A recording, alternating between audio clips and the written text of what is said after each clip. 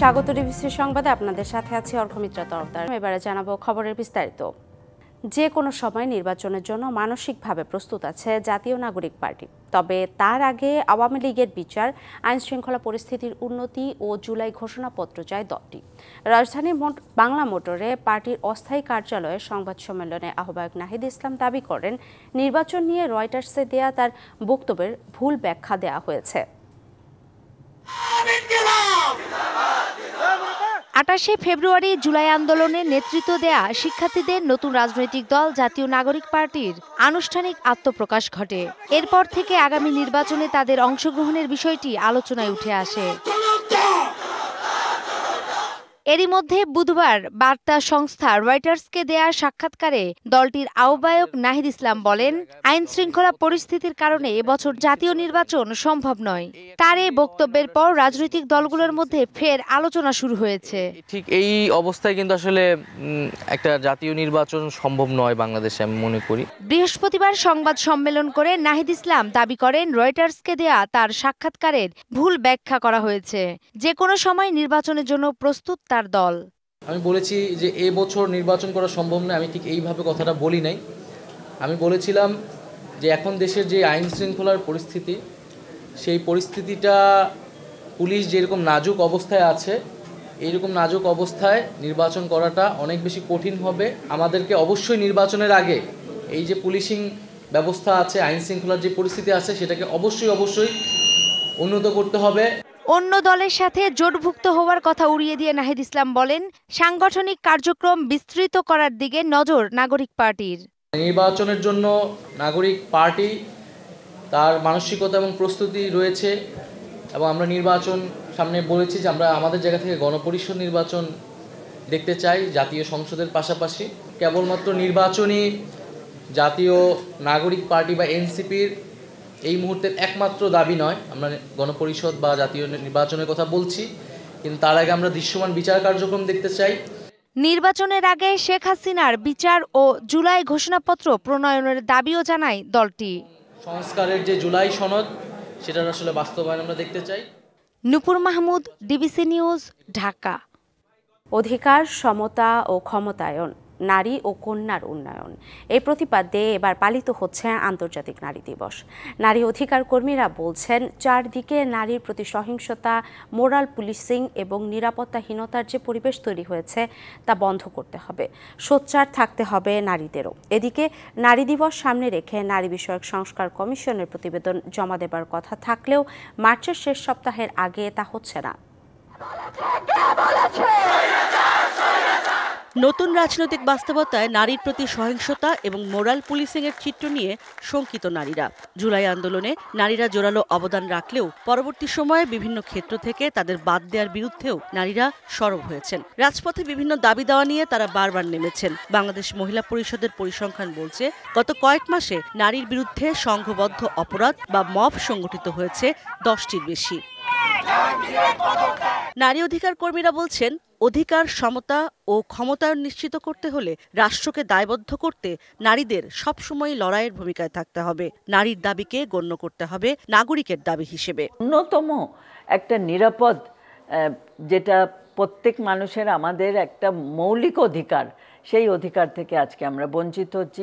আমি মনে করি ভয় পেলে চলবে না, আমাদের সোচ্চার থাকতে হবে, আমাদের প্রতিবাদ করতে হবে এবং আমাদের প্রতিবাদের জায়গা আরও প্রসার করতে হবে। যে পরিস্থিতির মধ্যে আছে, আমাদের মনে হচ্ছে যে রাষ্ট্র নিজেকে পরিষ্কার করতে পারছে না। সে আসলে নারীর জন্য কি অবস্থান, তার ভয়েস কি, আমাদের লড়াইটা চালু রাখতে হবে। দল মত সব নির্বিশেষে নারী পুরুষ, যারা আমরা নারী পুরুষের সম অধিকারে বিশ্বাসী, তাদেরকে একসাথে কাজ করতে হবে। নারী বিষয়ক সংস্কার কমিশনের এ সপ্তাহেই প্রতিবেদন জমা দেওয়ার কথা থাকলেও তা দিতে পারেনি। তবে নারীর বিরুদ্ধে মব নিয়ে উদ্বেগ আছে বলছেন কমিশনের সদস্যরা। আমাদের অ্যালার্মিং লাগছে যে নারীর প্রতি বিভিন্ন আচরণের প্রেক্ষিতে বিভিন্ন মব তৈরি হচ্ছে। এটাকে আমরা মনে করি যে এটা মারাত্মকভাবে অন্যায় করা হচ্ছে। কারণ আমরা জুলাই আন্দোলন শুধু না, সারা বাংলাদেশের ইতিহাস যদি দেখি, নারীরা সমস্ত সময় সবসময় অগ্রগামী ভূমিকা পালন করে। সব ক্ষেত্রে নারীর অর্থপূর্ণ অংশগ্রহণই নারীর সমতা অর্জনে ভূমিকা রাখবে বলে মনে করেন সাধারণ নারীরা। সম্পত্তিতে নারীর উত্তরাধিকার, অভিভাবকত্ব আইনে নারীর পূর্ণ অধিকার দেয়া, সিরো সনদের যে সমস্ত রিজার্ভেশন রয়েছে সেগুলোতে সাইন করা অথবা বিয়ের বয়স বৃদ্ধি করা, এই সব পেছনে ফেলে এখন নারীকে আবার লড়তে হচ্ছে নিজের ব্যক্তি মর্যাদা প্রতিষ্ঠার জন্য।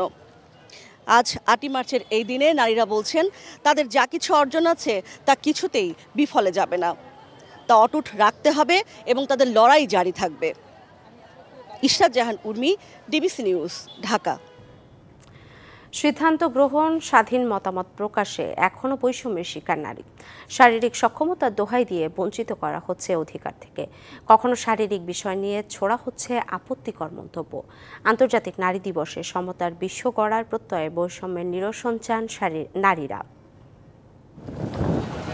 ভোর থেকে সন্ধ্যা পর্যন্ত ভাগ্য বদলের স্বপ্নে মাঠে ঘাটে ও খেতে খামারে শ্রম দিয়ে যাচ্ছেন গাইবান্ধার হাজারো নারী। শ্রম একই হলেও মূল্যায়নের বেলায় পুরুষের চেয়ে পেছনে রাখা হচ্ছে তাদের। সমান কাজ করেও অর্ধেক পারিশ্রমিক পান নারী শ্রমিকরা। বিকল্প না থাকায় সেটাই মেনে নিতে বাধ্য হচ্ছেন তারা। পুরুষ মানুষে কোদাল ছোটায়, আমার কামলার দাম বেশি, আমরা মেয়ে মানুষ, আমার কামলার দাম কম। আমার মজুরি কেন হইবে, কম হইবে? আমার তো মনে করে বেলা উঠে পর্যন্ত ডুবে পর্যন্ত আমরা রোদ থাকি। আমরা তো সমান কাম করি, কিসের জন্য হয় মজুরি কম পাই আমরা?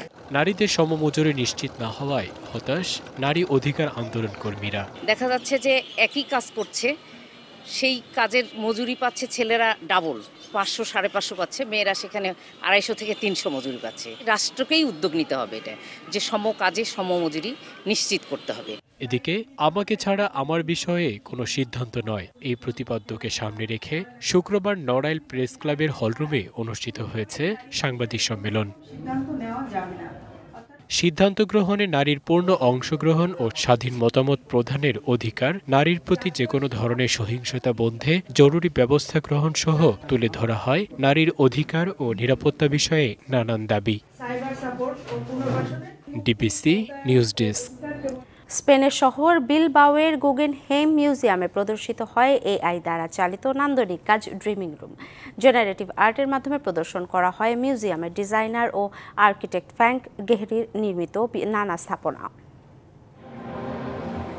স্পেনের শহর বিলবাওয়ে হয়ে গেল জমকালো এআই প্রদর্শনী। তুর্কি আমেরিকান শিল্পী রেফিক আনাদোলের এআই দিয়ে প্রদর্শিত নান্দনিক কারুকাজ মুগ্ধ করেছে দর্শনার্থীদের। এবার বিলবাওয়ের গুগেনহেইম মিউজিয়ামে প্রদর্শিত হয় এআই দ্বারা চালিত নান্দনিক কাজ ড্রিমিং রুম। জেনারেটিভ আর্টের মাধ্যমে প্রদর্শন করা হয় মিউজিয়ামের ডিজাইনার ও আর্কিটেক্ট ফ্র্যাঙ্ক গেহরির নির্মিত নানা স্থাপনা। কানাডিয়ান আমেরিকান স্থপতি গেহরির সকল স্থাপনা যেন আরও প্রাণবন্ত হয়ে ওঠে রেফিক আনাদোলের হাত দিয়ে। এআই এর ব্যবহারে জীবন্ত হয়ে ওঠে গ্যালারি। প্রায় 50টি প্রজেক্ট ও 20,000 পিক্সেলের হাই রিজলিউশনের ব্যবহার এবং 25 মিলিয়ন ছবির প্রদর্শনী অনন্য মাত্রায় নিয়ে যায় শিল্পকর্মটিকে। Tumpa Tarafdar, DBC news desk. DBC সংবাদ এই ছিল এখনকার মতো। ডিবিসি নিউজের সংবাদগুলো পড়তে ভিজিট করুন dbcnews.tv আর ভিজিট করুন ডিবিসির ফেসবুক পেজ এবং ইউটিউব চ্যানেল। ডিবিসির সঙ্গেই থাকুন।